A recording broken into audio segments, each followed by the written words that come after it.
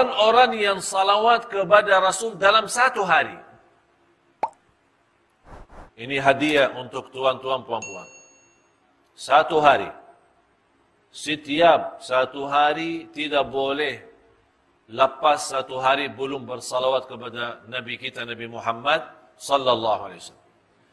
Barang siapa yang bersalawat kepadaku dalam satu hari dan satu malam 10 kali saja. Hanya 10 kali. Saya yakin 10 kali tidak lebih dari 2 minit. Tidak lebih dari 2 minit.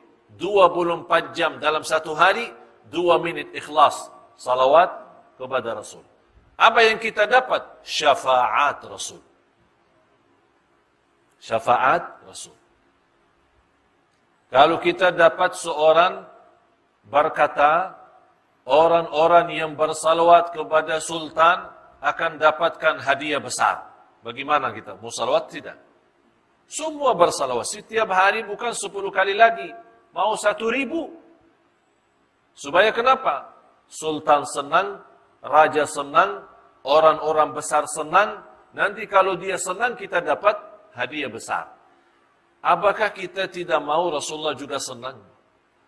Kalau kita bersalawat, sebagaimana di riwayat lain, kita saat bersalawat, fa inna salatakum ma'rudatun alayya. Salawat kalian Allah hantarkan kepadaku. Allah nampakkan kepada Rasul. Ya Rasulullah, ini salawat tuan-tuan, puan-puan dari jamaah Masjid Al-Furqan. Disampaikan kepada Rasulullah SAW. Jadi boleh nama kita dikenal oleh Rasulullah SAW. Lewat apa? Lewat salawat. Jadi jamaah sekalian, kita mencinta Rasul bukan hanya duduk di majlis untuk kita bersalawat. Lepas majlis kita sudah tidak bersalawat lagi. Yang semestinya cinta Rasul, setiap hari kita bersalawat.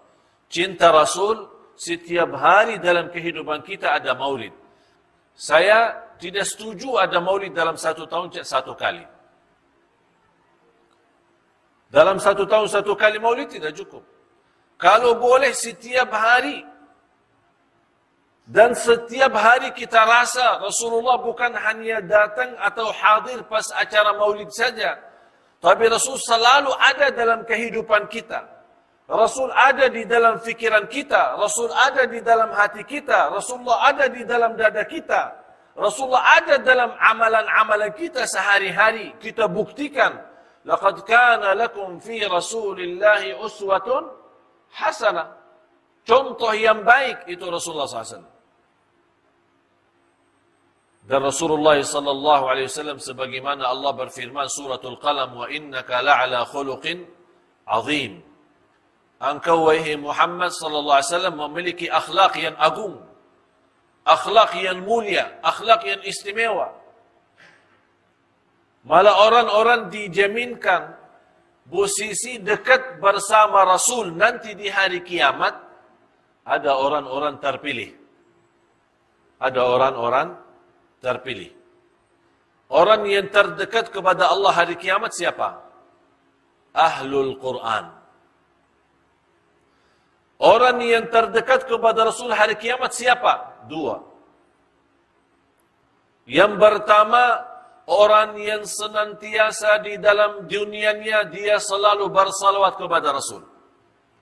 Rasulullah SAW bersabda, "Aqrabukum minni majlisan yawmal qiyamah aktsarukum alayya salatan."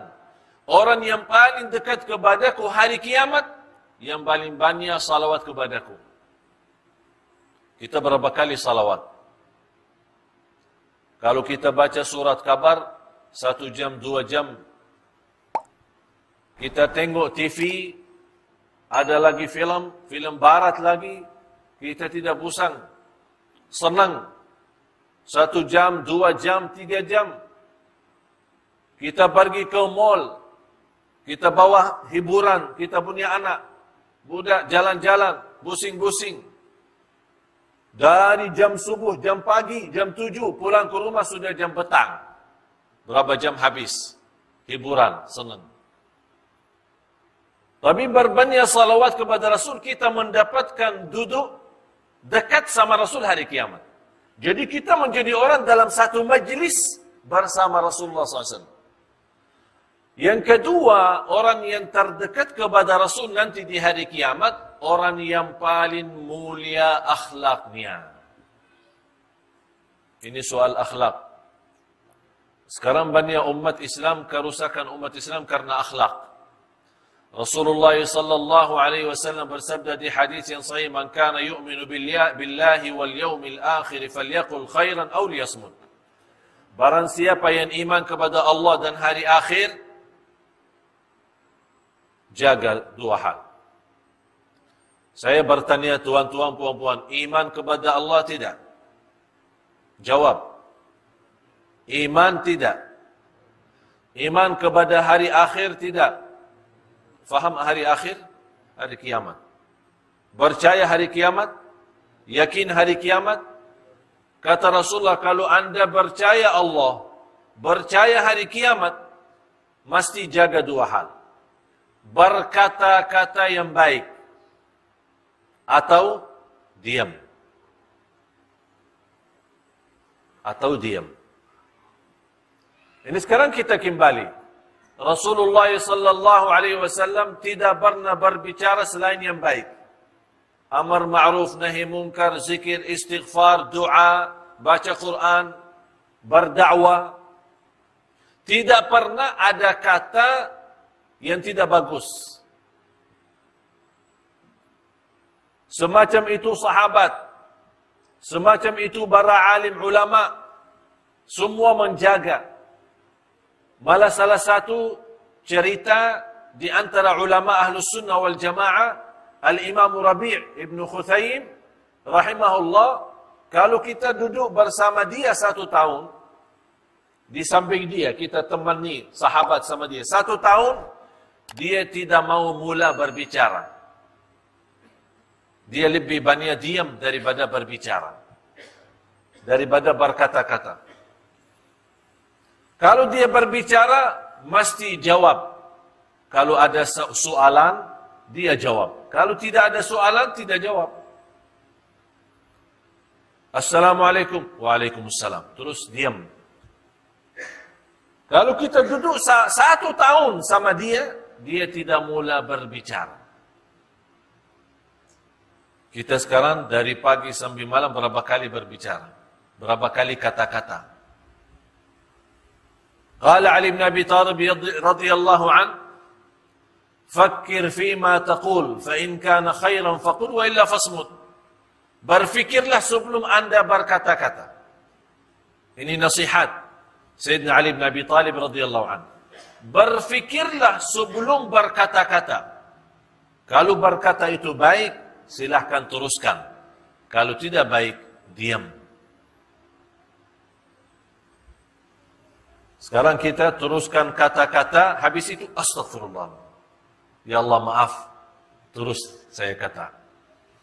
Sudah teruskan kata astagfirullahalazim. Memang manusia. Itulah kata Allah, innahu kana zaluman jahula, sungguh manusia amat zalim dan amat bodoh. Macam itu berlaku manusia, zalim, sangat zalim dan sangat bodoh. Dia tidak boleh jaga diri. Padahal ini sama sebabnya lidah, sebabnya lisan, sebabnya kata-kata. Rasulullah SAW bersabda, boleh jadi seorang masuk ke neraka 70 tahun sebabnya 1 kata. Na'udzubillah. Sebabnya 1 kata masuk neraka 70 tahun. Bagaimana kalau 100 kata?